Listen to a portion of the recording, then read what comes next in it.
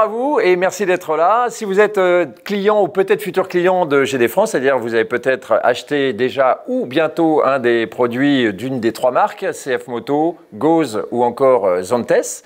Et ce qui va être dit là va certainement vous intéresser beaucoup puisque je reçois Ghislain Guiot, le directeur général de GD France. Bonjour Ghislain. Bonjour Alexandre. Alors sur votre grille tarifaire, on a vu se rajouter il n'y a pas très longtemps une petite grille verticale intitulée surcharge et on a pu remarquer que ça a impacté directement le prix total du produit. Est-ce que vous pouvez nous expliquer pourquoi? Ça a un impact sur le prix public. En fait, la problématique est fort simple.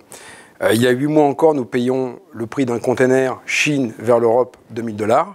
Aujourd'hui, on le paye 20 000 $. 10 fois plus. Fois 10. Ah oui. Évidemment, on ne peut pas impacter cette surcharge intégralement sur le prix public. Nos produits deviendraient absolument invendables. En revanche, les usines font un effort, c'est-à-dire qu'aujourd'hui, ils prennent à leur charge l'intégralité des coûts supplémentaires dus à l'augmentation des matières premières.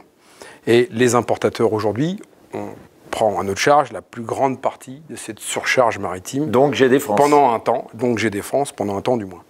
Mais on ne peut pas prendre l'intégralité. Donc effectivement, il y a une partie sur laquelle on ne peut pas prendre parce qu'on ne peut pas renier nos marges au-delà d'un certain niveau. C'est-à-dire qu'on ne peut pas travailler en marge négative, c'est pas possible. Oui, vous ne pouvez pas vendre à perte. On ne peut pas vendre à perte. Donc ça veut dire qu'on est amené à augmenter nos prix, mais on ne souhaite pas augmenter nos prix n'importe comment. C'est-à-dire que notre offre aujourd'hui reste la même, notre prix public reste le même, le calcul reste le même, les offres restent les mêmes. En revanche, on a souhaité rester absolument transparent auprès des clients finaux, à savoir que ce prix supplémentaire à payer ne fait que payer la différence supplémentaire de ce qu'on ne peut plus prendre en surcharge de fret maritime. D'accord. Mais par contre, le prix du véhicule qu'on achète reste strictement le même. Et ce coût supplémentaire, ça ne va ni dans la poche de l'importateur, ni dans la poche du concessionnaire. Véritablement pas. En fait, chacun met la main à la poche.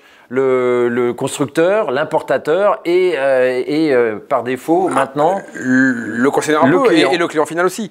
Mais on reste quand même à des prix totalement acceptables comparativement à la situation aujourd'hui. Un x10, c'est inédit et c'est très difficilement supportable. Alors, la lumière, c'est effectivement, est-ce que ça va perdurer longtemps? On ne le pense pas. Je dirais qu'il y a 6 mois pendant lesquels on va être un petit peu balancé par les prix de ces coûts de containers. On espère que d'ici la fin de l'année 2021, donc début 2022, on revienne à un niveau normal, ce qui devrait nous permettre de pouvoir retirer cette surcharge de fret maritime sur le court terme. On l'espère tout du moins. Merci Ghislain pour la clarté de l'explication et j'espère qu'elle vous aura été utile. Merci Alex.